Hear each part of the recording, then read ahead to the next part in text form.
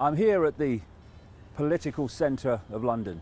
Obviously the Houses of Parliament behind me, just down the road is the Prime Minister's residence at 10 Downing Street, and just across the Irish Sea in Northern Ireland we've had today the end of the G8 summit. The political bigwigs, actually front men for the real power in the hidden hand, that have been discussing, among other things, the subject of Syria. And in the last few days we've suddenly seen the European Union remove the ban on supplying the rebels in Syria with weapons, and we've had Barack Obama saying that the United States will now supply the rebels with weapons because the regime of Assad in Syria has crossed the red line, which is using chemical weapons upon the so-called rebels, without any evidence whatsoever, by the way, but they need to do something for reasons I'll come to. What I just want to do for visitors to the website is put what is happening in Syria in some perspective. We have had for some years now what has become known as the Arab Spring. And what that has been portrayed as and promoted as is people of the Middle East and North Africa spontaneously rebelling against oppression and tyranny. That's the way it's been promoted, because that's what the system, the hidden hand, wants us to believe is the situation. I said a week ago at the Bilderberg gathering just north of London that the Arab Spring could be described in a single sentence. It is people with brown faces being played off against people with brown faces so that people with white faces can steal their land. And that is what we are seeing, and Syria is just another step in a long planned, way back long planned series of countries being hijacked and taken over with the Arab Spring as the front and the excuse and the cover.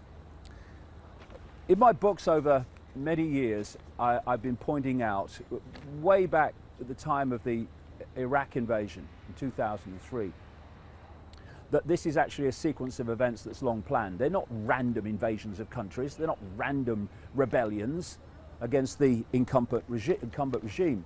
And here's a couple of pieces of background to that.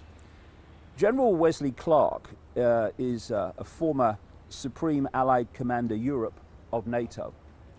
And he said in a television interview in 2007 that just days after 9/11, the following happened when he visited the Pentagon. Remember, days after 9/11. In fact, as he says, about 10 days after 9/11, I went through the Pentagon and I saw Secretary Rumsfeld and Deputy Secretary Wolfowitz. I went downstairs just to say hello to some of the people in the joint staff who used to work for me, and one of the generals called me in. He said, "Sir, you've got to come in and talk to me for a second." Well, you're too busy, he said. No, he says, we've made the decision. Remember, this is 10 days after 9/11. We have made the decision, we're going to war with Iraq. No one's talking about this. Blair's not talking about it, Bush is not talking about it, but it's all there waiting to go. They're just not telling us. And so in the run-up to the invasion of Iraq in 2003, Blair was running this place at the time, and boy Bush, they were saying, well, we're still trying to get a peaceful settlement. And knew all along they were going to invade. Liars, liars, liars. Anyway, Clark goes on. I said, this is the 20th of September 2001, I said, we're going to war with Iraq? Why? He said, I don't know. He said, I guess they don't know what else to do.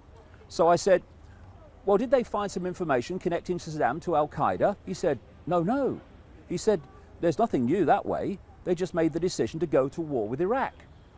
And then he said, Clark, so I came back to see the same guy some weeks later, a few weeks later, and by that time we were bombing in Afghanistan.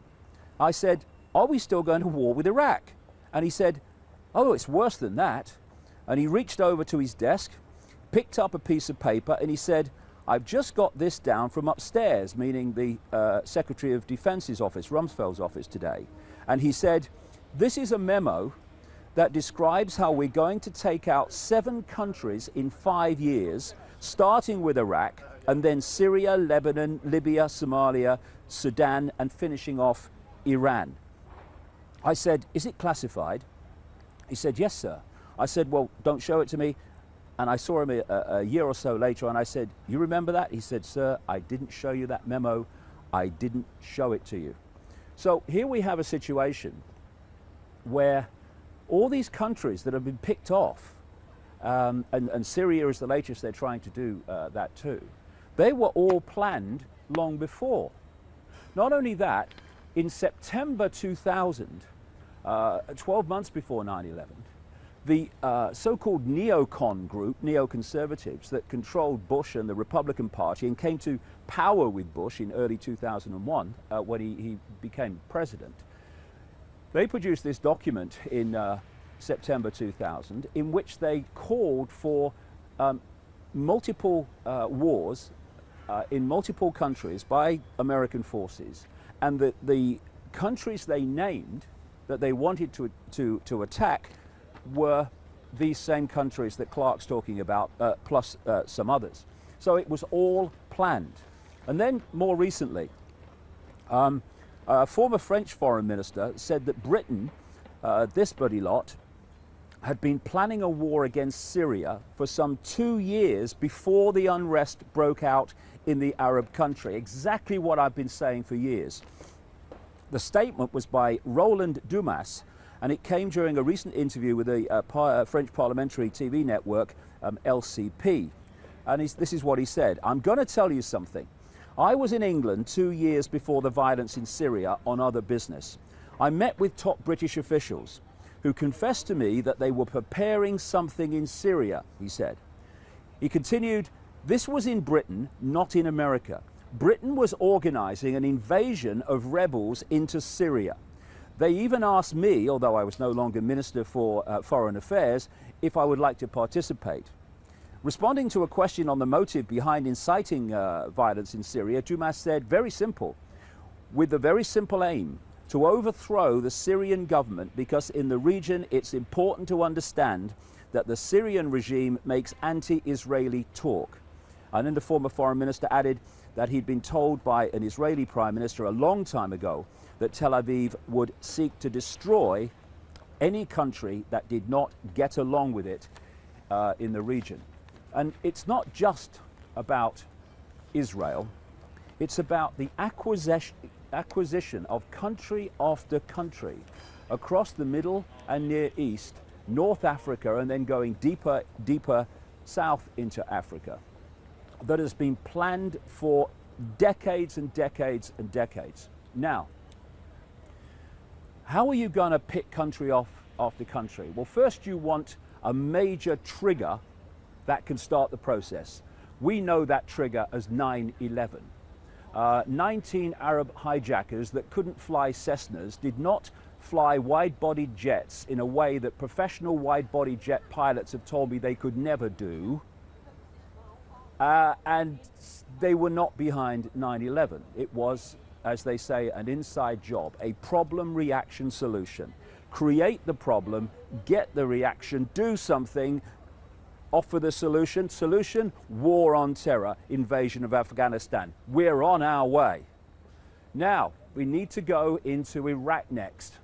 Now, we can't, keep saying it for the same reason, because people might cotton on there's a pattern here. So we have to find different excuses for the same process of acquisition. So weapons of mass destruction. We don't even need a real problem to justify going into Iraq. We'll just tell them there's a problem that doesn't really exist.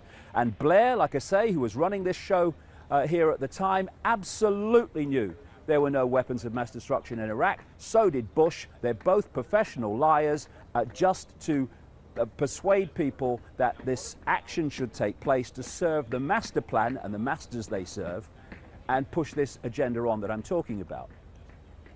So then they want to go for Libya. Oh, right. What can we do there? Weapons of mass destruction. We've used that one, haven't we? Yeah, yeah, okay. I know. What we'll do, I've got the great idea. This is how we'll work it. What we do is we'll train and arm rebels. We'll put our people on the ground while saying we're not got any people on the ground. And then we'll get our rebels, mercenaries, to attack the regime of Gaddafi. At this point, no one says a word, okay? Shh. No government reaction, no media reaction, shh. And then the Gaddafi regime will respond to that attack, and at that point, trigger everybody. Microphones everywhere. Media, off you go. He's killing his own people. And so you then create a hysteria and you create a madness that goes like this. We, NATO, have to go in and bomb the Libyan cities like Tripoli to protect the people from violence. And you bomb the crap out of the place, you slaughter mass of people, you destroy cities, you take what was the most economically successful country in North Africa, in fact, you know, in many ways Africa overall, and you destroy it. And the tribal wars that Gaddafi, for all his faults, was actually keeping a handle on, now that's gone. Now we have constant civil war in Libya, constant ongoing violence. But the outcome, those that were behind the invasion, that's what it was, now control the oil, and they control what was before the at least semi-independent banking system. So now, okay, tick, tick, tick, who's next? Syria. Okay, Syria, how do we do that? Well, it worked in Libya, didn't it, mate? I mean, let's try again. So, provable fact, loads of the rebels that were fighting Gaddafi were moved into Syria. And they start then doing the same thing. They start attacking the Assad regime. Shh, don't say a word. Shh. Oh, wait a minute, he's going to retaliate. Go, microphones, microphones, microphones, media, off you go. He's killing his own people. And they tried for so long to, if you like, legally supply arms and other support to the rebels, but they couldn't get it through. So they did it covertly, as they always do, through places like Qatar and Saudi Arabia, who were just, you know, satellite states of NATO in the region.